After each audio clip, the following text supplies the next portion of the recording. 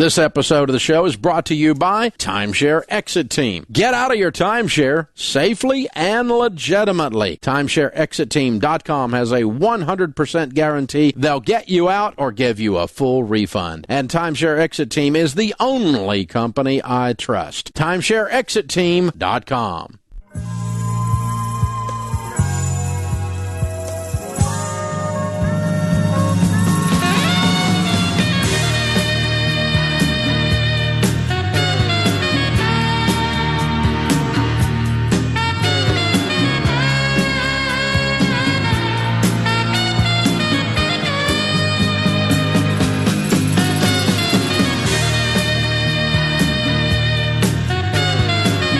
Live from the headquarters of Ramsey Solutions, it's the Dave Ramsey Show, where debt is dumb, cash is king, and the paid-off home mortgage has taken the place of the BMW as the status symbol of choice. I am Dave Ramsey, your host. This is your show. Thank you, America, for making us the number 3 talk radio show in the United States today. That's right. We're on 579 radio stations today, and that makes us the second radio show, number 2 out there in terms of number of stations, but third in terms of listenership. Sean Hannity, my good friend, has fewer stations than we do, but more listeners, and so he is number 2, and because he's on bigger stations, better time slots, that kind of stuff, and a few of the big ones. And then, of course, Rush Limbaugh is Elvis. He started the whole thing. He invented rock and roll. And so he has more stations and more listeners than either Sean or I. And but thank you, guys. You have made this possible because you've spread the word. And now 3 million of you just downloading us on iTunes alone. Oh, my goodness gracious. That's a week. That's bizarre. Well over 100 million downloads. That's hard to think of. 100 million anything is hard to think of. Man, wow. So thank you, guys. We appreciate you very much. Trent is with us in New Brunswick, Connecticut. Hi, Trent. How are you? Good. How are you? Better than I deserve. What's up? I'm currently in my last year of school, and so I work part-time and full-time, and I have a full-time job for this summer. But my question for you is how to budget when one week you're making 600 and the next week you're making 50, or when it's fluctuating all the time. Mm-hmm. Because, like, you say or whatever to budget, like, at the first of the month to set aside, like, every dollar or whatever to give it a name. But it's hard to do that when you don't know how much money you're going to make in a month. Exactly. But you have a pretty good guess because you know how many hours you're going to get and how much you're going to be working. So you can give it a good guess. And then what I would do is just make a list of everything you need to do with money. You just do it with a yellow pad if you want to. Yeah. Do you have a copy of the book, The Total Money Makeover? No, I don't. Okay. In the back of any of our books are budget forms. One of the forms is called the Irregular Income Planning Form. Okay? That form teaches you to do this right here, and I can teach you to do it on a yellow pad right now. It's not hard. Just make a list of everything you want or need to spend money on. Food, utilities, lights and water, car gasoline, car insurance, books, whatever, right? Yeah. Anything you need to spend money on. Then you look at that list and say, gosh, if I have a horrible month and I only buy one thing, what would I do? And you put a 1 beside that item. I'll help you with that. It's food. Yeah. Okay? Nothing else is going to matter if you don't eat, brother. So we're going to start there. All right? So food is first. Lights and water second if you're paying them. Are you? Are you in a dorm or what? No, I'm still living with my parents. Oh, so you don't have lights and water. Okay, good. Are they feeding you? Yeah. Okay, then that might change the list.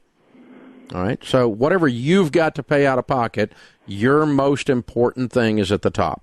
Then your next most important thing, you put a number 2 beside. Then your next most important thing, you put a 3 beside. And that means if we can't do anything else, we only do those 3, period. That means you don't get to do number 4 if you run out of money. Yeah. So you have to write it all out and then rewrite the list in order, 1 through whatever. And the list needs to be longer than you can make in a month. Okay. So no matter what you make, it's already spent on paper in priority, and you just keep spending down that list until you run out of money or month, and then you rewrite it. Sharon and I used to live like that, Trent, when we were in the real estate business back when we first started all this stuff, because we didn't know what we were going to make in a month. And we would end up rewriting the list, and because our priorities would shift, something would become an emergency or not an emergency later in the month, and we just rewrite the list. Every so often, we'd sit down, and we lived yellow pad to yellow pad to yellow pad to yellow pad, prioritized spending plan. It's almost like you make yourself a to-do list of what I'm going to do for the day and that kind of thing. So that'll work for you, brother. And just keep pushing that through. But the whole thing is to be intentional with money. And what happens is sometimes if you've got an irregular income, you're self-employed, you're straight commission, or like in your case, you're just working hand to hand fast as you can go to get through school and that kind of stuff. You what happens is two things. One is by being disorganized, you become impulsive. And then that's the big one. And then number two, sometimes people think they can out-earn their stupidity. So if I'm stupid, I'll just go make some more money. I tried to live like that for a long time. I really tried to out-earn my stupidity, and I've got pretty good earning power, but apparently I've got more stupid power. So I had to stop doing that. I had to get rid of the impulse and have a plan, a detailed plan, and in this case, it's a prioritized spending plan. Kylie's in Chicago. Hi, Kylie. How are you? Or Kyle. I'm sorry. Hi, Kyle. I'm good, thanks. Thanks for taking my call. Sure. What's up? My question has to do with pensions versus 401ks. In the next 6 months or so, I might have an opportunity to take a new job. However, that job comes with a $30,000 pay cut, but it gets me into a pension system. Listening to you a lot recently, I've learned that pensions might not be all they're cracked up to be. So I'm wondering if I should take you take $2,500 a month and start investing it.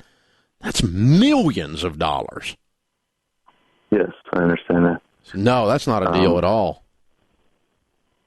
Okay, so stick to where I'm at with the 401k once I get to step 4. If the only reason for changing is to get a pension and quote unquote stability, no, that is not. Now, if you can take a pay cut of $2,000 and get a full pension, yeah, we might look at that. But not $30,000. Lord have mercy. That's $2,500 a month, man. Put that in a calculator. It'll explode. Your calculator will be steam rising off of it. How much money that turns into. That's a lot of money.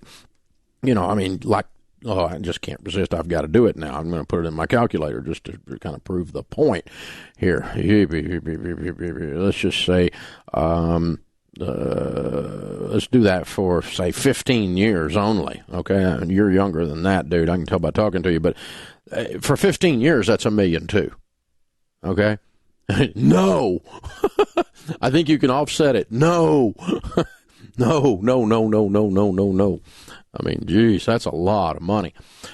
Whew. Yeah, if I'm half wrong, it's still a lot more than that. Yeah. So, and in 15 years, the $30,000, that's only $450, and the $450,000 and the pension, it's not going to pay out like anywhere near like that $1.2 million is going to pay out. Nope. Too much of a pay cut to make that work. Ryan is in Phoenix. Hey, Ryan, how are you? Great. How you doing? Better than I deserve. What's up? So the other day, I got a call from an old friend, offered me a job in Hawaii. Cool. And it would be, right now I'm making about $37,000 a year, plus my pizza delivery job. Mm-hmm. It's about another $9,000 or so. Mm-hmm. But this will be a pay cut. It starts at $15 an hour. Why would you do that? Just because you want to go to Hawaii? Well, I mean, that's a factor, but after about 3 years, after training and everything, I could be up to his pay. All right, tell you what, hold on. When we get back from this break, we'll hear the rest of the story. You guys, all of you, hold with us. We want to hear this.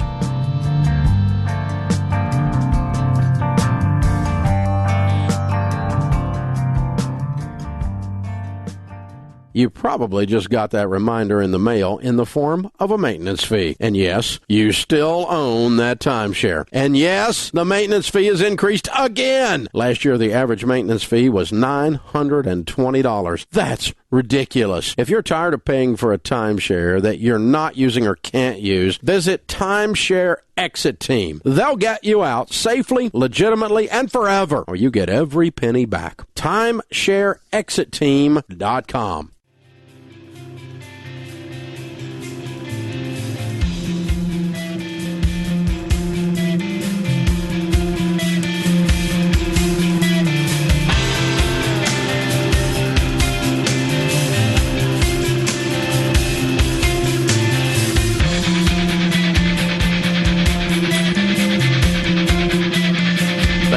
joining us, America. We're glad you're here. Open phones at 888-825-5225. Carrie is with us in Sacramento. Hi, Carrie. How are you?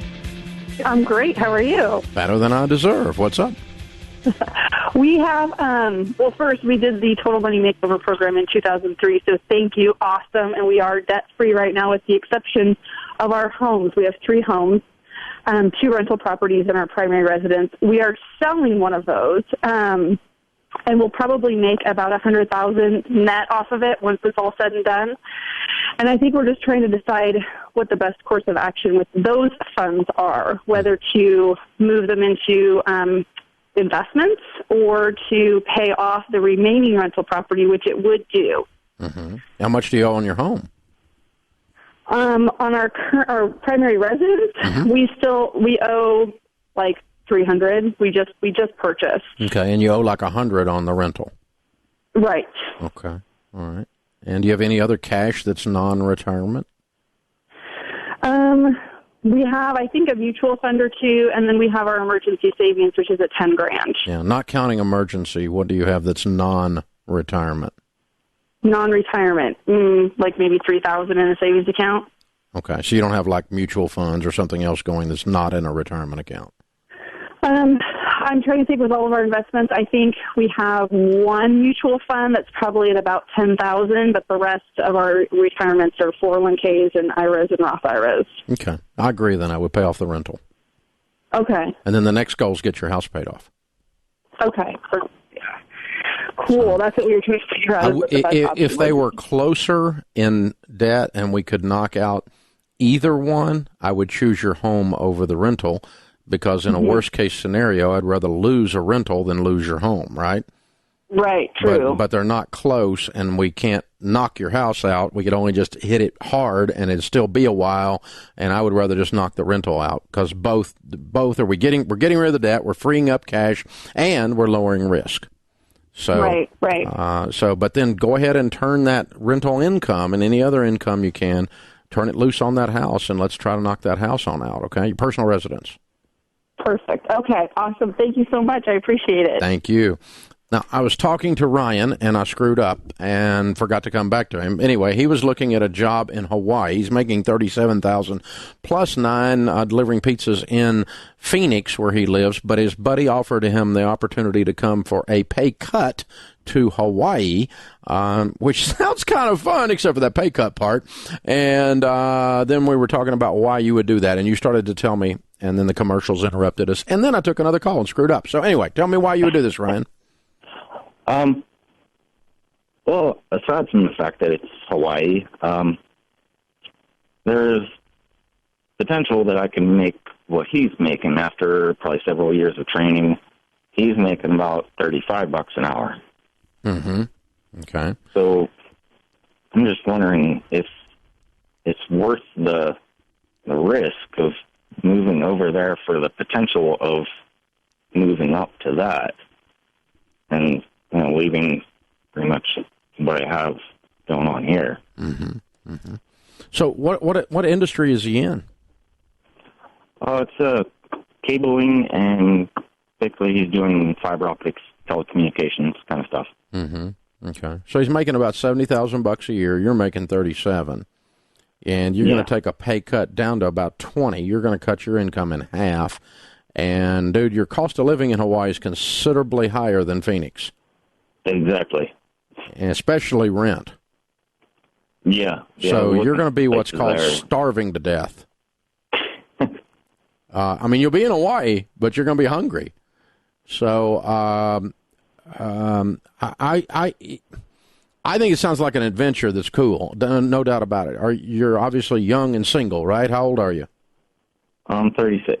Okay. And so you get to go just enjoy this adventure, right? And you can always just turn around and come back because you're not giving up a huge job at $37,000. You can find another one. But right. I want to hear not 7 years or several years or maybe in the future. I want to hear an exact calendar from him. That, okay, Yeah, I'm making 15. By this time next year, I'll be making 25. By this time the next year, 2 years from now, I'll be making 30. And 2 years after that, I'll be making 35 or whatever. Right. I mean, like, 2 or 3, 4 years, you need to see some income coming to where you can actually eat while you're living in Hawaii.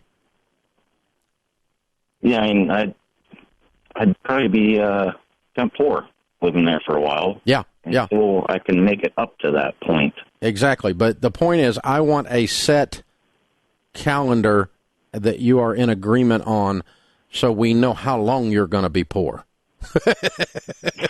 Yeah. In other words, I'm willing to pay a price to win, but I'm not willing to pay a price if I don't know how long the price is and what winning looks like. So good. $35 is the carrot. I got that. And but how far out there is the carrot, and what are the interim meals before I get to the carrot? And if he can lay that out for you, then it starts to make sense that you consider a few of these things. You consider this as an option. But just heading over there and going, I'm just going to take a huge pay cut and move to Hawaii and have no plan other than maybe someday I hope to make more money. No, that would be on the unwise column. We don't want to do that one. Let's get this locked down a little bit and get some commitments from him as to what the training regime looks like, what you've got to do to win, and then what winning looks like and on what schedule. Jonathan is with us in Fort Lauderdale. Hey, Jonathan, welcome to the Dave Ramsey Show. Hi, thanks for having me, Dave. I'm a big fan. Thank you. How can I help? So I have a question in regards to the debt snowball and a relationship. I'm engaged, and congratulations. Thank you. I'm in debt while my fiance is debt-free. So in terms of lifestyle modification, how do you navigate those waters? When will you be married? Looking at late 2018, so probably another year and a half. Okay. Until then, she saves money, and you work on your debt snowball. But she does not pay on your debt until the rings are on the fingers and you come home from the honeymoon. At that point, it's we. Until then, it's you and me.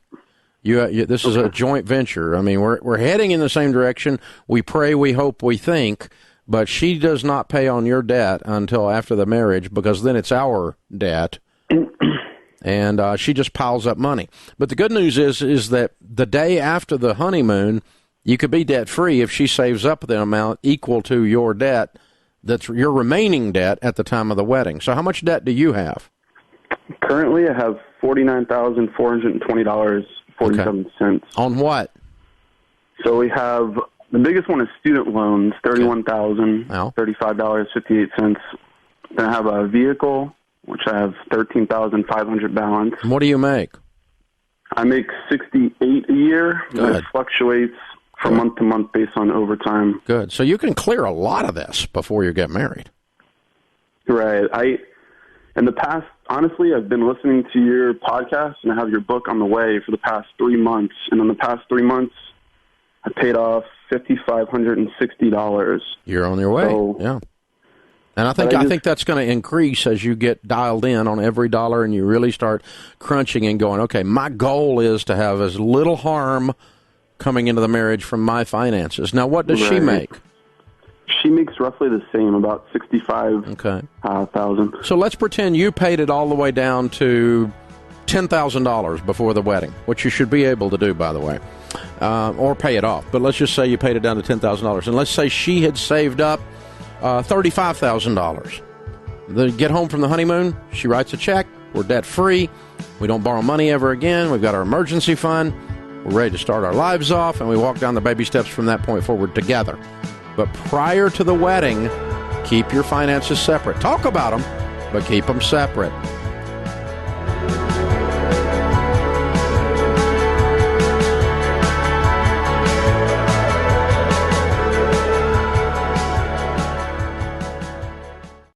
Dental Dental care is something everyone needs, but you typically have two choices. Overpay for dental insurance or spend way too much money if you are self-pay. OneDental.com is your solution. They are not dental insurance. They're like a Costco for dental services. Pay a small amount annually to get access to their nationwide network of dentists. Find a dentist in your area and only pay One Dental's pre-negotiated rates. Use it immediately and as often as you want. Know what you're paying before you go. Start your membership today at OneDental.com. That's OneDental.com.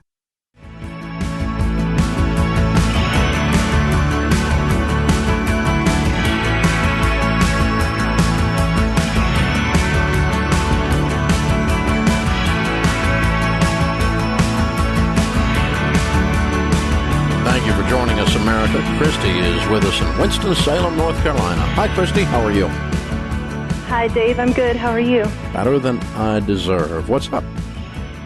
Well, Dave, my family and I are on baby step 3, and we really just value all of your advice, and thank you for all of that. But I'm calling specifically today for help with my grandmother, and I'm hoping you have some good advice for the situation. My grandmother is 82 years old and was recently widowed just last year after a 60-year marriage with my grandfather. Wow. And he was the primary financial person. He handled all the money. It was always taken care of. She knows how to live within the budget that he gave her, but he's not around to give it to her anymore. And so looking forward for her long-term care, we'd like to put a plan in place right now while she is of sound mind and very healthy. She's got a paid-for house. She has some savings, and she has some income from Social Security and some of his investments. Not a great deal, but some. But this is complicated by the fact that she is the primary caretaker now for a 59-year-old child with early onset Alzheimer's who is deteriorating faster and faster all the time. My aunt was a 30-year Air Force veteran, and so she's got retirement and she's got disability payments coming in, so there's plenty of money. But my grandmother is now going to have to put some sort of long-term care plan in place for my aunt, and my aunt is in my grandmother's home, and she now needs help in the house for caring for her for basic daily care. And the aunt's income is not enough to provide for the person in the house? I'm sure that it is. It's just a matter of not knowing how to budget it appropriately so that there is enough money to care for her for the rest of her life, however long that might be. Well, the aunt's income, is it not Air Force income, so it's as long as she lives, right? That's right. Okay. And she's got Social Security disability as well, I'm sure. She does. So as we look at care in the area, it's just the cost is so variable between $1,600 a month to $12,000 a month. Well, we're not in need of $12,000 a month. And so what is the aunt's income? See, none of that information I have access to right now. I think my grandmother would... Does your grandmother have power of attorney in charge of your aunt's income? Yes, she does. Okay. All right. Well, what I would do is budget the care equal to the aunt's income. So not saving any of it, but just budgeting it equal to the monthly income? There's no reason to save any of it. If it reaches the point she can't be cared for in the home, the VA will care for her. And that's what's available to her. Because it does not sound like your grandmother has the means to support this situation, much less the physical ability to support it at this point. So it's kind of an untenable situation. But it's just being cold for a second and just looking at statistics with what you've told me, I'm assuming your grandmother is in pretty good health. She's probably going to outlive her daughter. Very likely. Yeah. And because it sounds like it's pretty aggressive on the early onset stuff. So, I don't know. I'm guessing, but I'm just listening to this on a radio show here, so I'm not positive. But so what I'm saying is I want to set your grandmother up to survive without your aunt's income, and I want to set your aunt's care up managed through your grandmother's accounts because she's got power of attorney, but to where it's not a drain on your grandmother's assets because it doesn't sound like she's got a lot. Right. And at this point, she's just putting my aunt's money all away. She's not using any of it. Yeah, but if she starts using it for care, the monthly income is equal to the monthly cost of care. That's a break even. And when your aunt passes, your grandmother's not left with a shortage of income because your grandmother's used to living on her income. Right. That's what I'm saying. Right, okay. And so we've got your grandmother's assets or your grandmother's investments from your grandfather's investing days, her Social Security, whatever income she has coming into the house, she lives on that. And the caregiver gets basically your aunt's income up to, but not more than. Okay? If it can be less than, that'd be great. Because we don't know these numbers yet, you and I. But Right. that's how I would set it up. So the point being that if either one of them were to predecease the other one, whichever one predeceases the other one, the one that's remaining is used to living on their own income. Okay, well, my grandmother being the primary caregiver for my aunt, she actually has a bit of income coming from the VA because she is the primary caregiver. So if my aunt dies before my grandmother, then that income will go away. Yeah, but she's not able to actually give care anymore. She's actually just giving shelter. Housing and food and everything. Yeah, she just needs help with, like, showering and stuff like that. Yeah, but I mean, it's... So, again, we're going to set your grandmother up to where she can exist after your aunt predeceases her. Okay. And just run the numbers out that way, and then if it happens the other way, then your aunt will be okay as well. Because not only will she have her income, but there's the VA backstop for her. And okay. So... that's how I would lay it all out. But you're right. Someone needs to get in there and help her crunch the numbers because there's a lot of emotion. There's the fear of, I've never done this by myself before. Papa always did it before. I don't know what I'm doing. I feel overwhelmed. There is the fear of, I'm going to run out of money. There's the, all the emotions of having to take care of and watch your daughter in front of your eyes deteriorate. And that adds a lot into all of this can cause you to lose your mind on the mathematics real fast because we're all human beings, and you could just go impulse city here and destroy the whole situation if you're not real careful. So we need really good guardrails for the whole process, and and that's why I'm laying it out. Granny can exist without the aunt there, and the aunt can exist without Granny there, on each of them's independent income, plus or minus what she gets from the VA for being the caregiver, that stuff. And so, that direction, that's, and I think that'll work for you. But you're right. You're going to have to get involved and help them set these guardrails in place. And the clue to that was, you said early in our conversation that Grandpa he used to set this stuff up, and Granny can live on the budget, but she's just not used to putting it together. So, you guys, some of you come around her, help her put it together, and help her understand why it's there and how important it is that she stick to it. And then and anything we can do in the cost of care of the aunt to keep that below the income gives us margin, gives us wiggle room in case something bad starts happening around there and we need some extra money at that point. So, good question. Thank you for joining us. Folks, did you know that nearly 5 million people have gone through Financial Peace University? It's pretty impressive, really. And 7 out of 10 people in America are living paycheck to paycheck. Of course, that's not the ones having gone through Financial Peace University. We are hunting right now for some high-caliber sales professionals to be part of our stewardship team. The stewardship team facilitates and helps churches bring Financial Peace University on board and start teaching it in their community. And gives them the stewardship tools for the whole congregation to change. It's pretty fun stuff. So if you're a sales pro out there, we are filling several positions right now. And all across our company, for that matter, but the stewardship team is hiring right now, and they wanted me to mention that. You can find out about all of our jobs, including all the tech jobs and the executive positions and everything else at DaveRamsey.com. Click on the Dave's Hiring tab on the front-hand right side of the front page of the right-hand side of the front page. Words are fun. Oh, my gosh, of the website, DaveRamsey.com. So check it out. We're doing work that actually matters, so it's fun to work on. And we've been voted best place to work in Nashville for 10 years. That's pretty fun, too. So spread the word. We're hiring. Dave's hiring. DaveRamsey.com. On the front page of the website, right-hand side, click the tab, Dave's hiring. Now I got it out. This is the Dave Ramsey Show.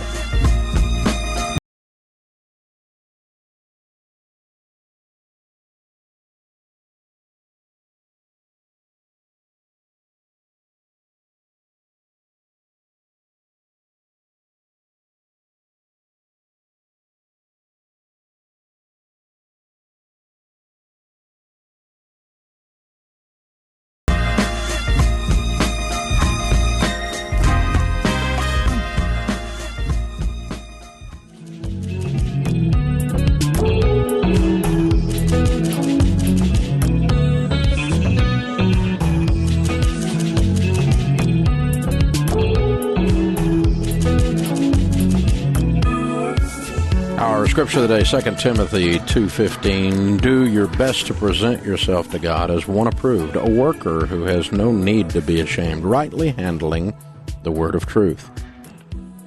Pat Riley said, excellence is the gradual result of always striving to do better.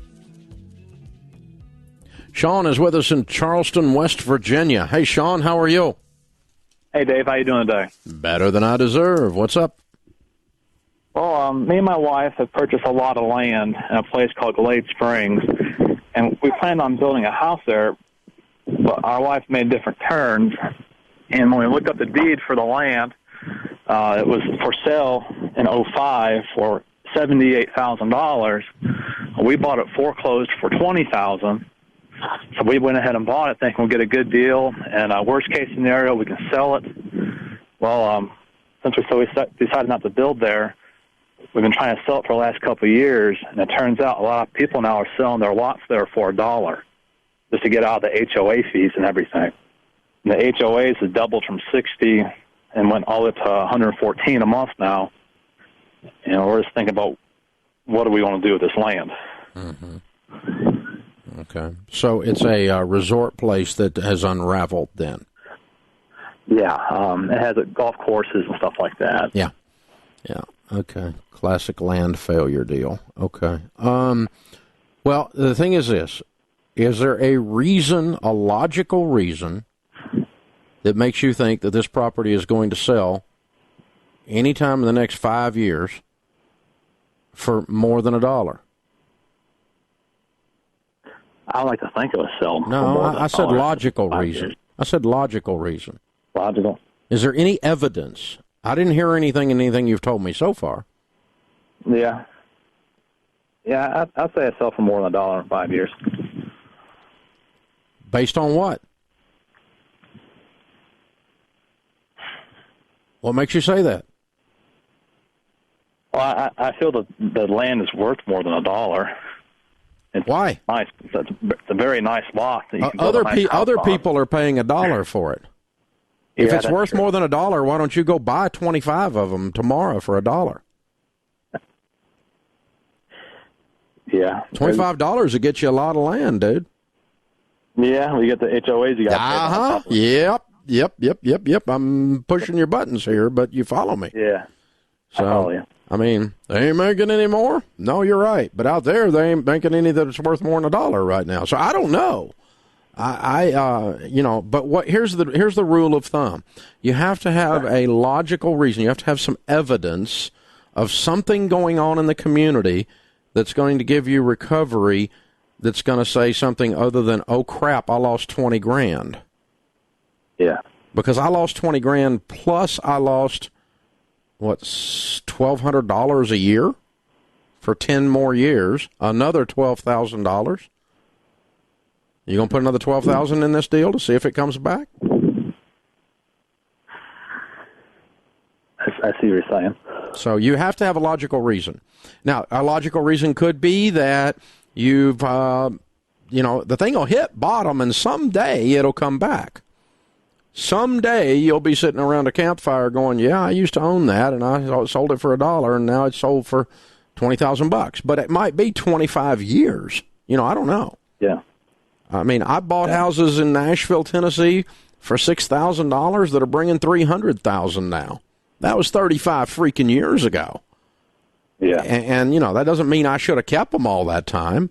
It would have been nice if I'd have had the money, infinite amounts of money, but if I'd have been paying HOA fees on that house all those years, that might not have been fun. So what's your household income? $65,000. So $1,200 a year is a lot of money to you. Yes. Yeah.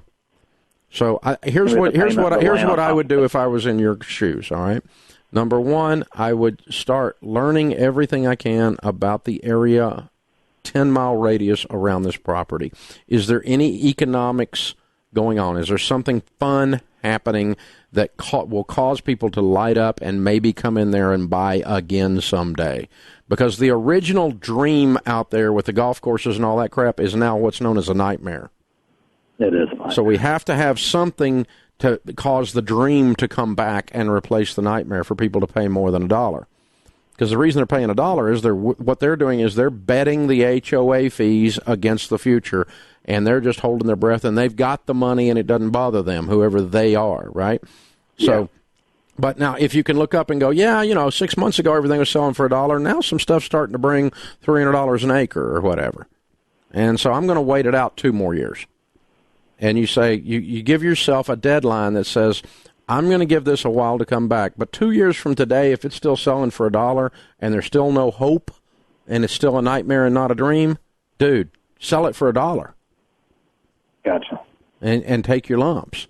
Because otherwise you're going to lose another $20,000 over the period of years, right? Yep. And so I don't know when this thing's going to turn. It might take it 20 years to turn. And it's not worth it if it does. Yeah, it might take a lot of land they have out there too they're selling. Yeah, and here's the funny thing: it's West Virginia property, and so it's probably beautiful. Yeah, it's probably a beautiful piece of ground, isn't it? It is. It is nice. It's very nice. Yeah, I mean that's over there on the edge of the Appalachians, right? Yep. Yeah, I mean that's kind of. I came from East Tennessee, and so I know what it looks like. It looks beautiful. It's beautiful stuff. So that's what throws your emotions off. A, I got $20,000. I don't want it to go down the tubes, and I don't like losing money, and I don't like feeling stupid. And then B, it's beautiful, and gosh, somebody ought to give something for it. But that's not the problem. The problem is they've developed this thing out on a shoestring, and the shoestring broke, and then again the dreams turned into a nightmare. So how long are you going to feed this thing on a hope it comes back? You and your wife need to prayerfully say, here's the number of years.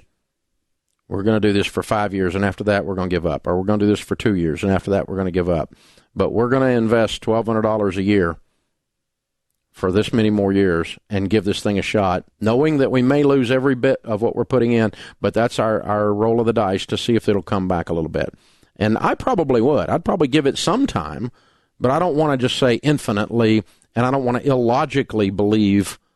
I want to have some evidence in the area that this thing's going to recover at some point. Eventually, someone will come in and finish the development out. And, I mean, I know one in Middle East Tennessee that when I was a kid went broke like this, and it's a pretty cool place to live now. But that's 50 years later. But it's 45 years later. I remember the deal. I remember my parents talking about the deal. Oh, it was one of those land deals. Everybody lost their butt, and they're just paying those fees. And there was a golf course, and there was a pond, and a lake. It was a lake, is what it was, and all this stuff, and same kind of thing. But literally 45 years later now, it's a wonderful place.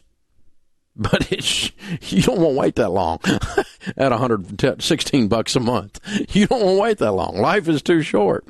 Pam is with us. Pam's in Knoxville. Hey, Pam, what's up? Hey, Dave. How are you today? Better than I deserve. I'm short on time. Right quick. Okay. Got a blessing. My daughter just got accepted to UT's pharmacy school. Go Vols. Now we have to pay for it. We are kind of cash flowing. We've done everything that followed you for years as far as all the undergrad work. But how are we supposed to attack these pharmacy school costs? Talk to the industry. The pharmacy industry is hiring people coming out like crazy. The Walgreens and the CVS's of the world. Right. And it may be that you can pledge your first couple of years of pharmaceutical work to them in return for some big scholarships, kind of like an Army type deal or a military type deal where you promise to work for them for a few years and they pay for your school and that kind of thing. Check on that and check some of the big hospital groups as well. It's not a thing that's published, but it's something I would dig around on because it's so competitive to get these pharmacists straight out of school. They may be doing some cool stuff to help you get through school. That puts this hour of the Dave Ramsey Show in the books. We'll be back with you before you know it. In the meantime, remember, there's ultimately only one way to financial peace, and that's to walk daily with the Prince of Peace, Christ Jesus.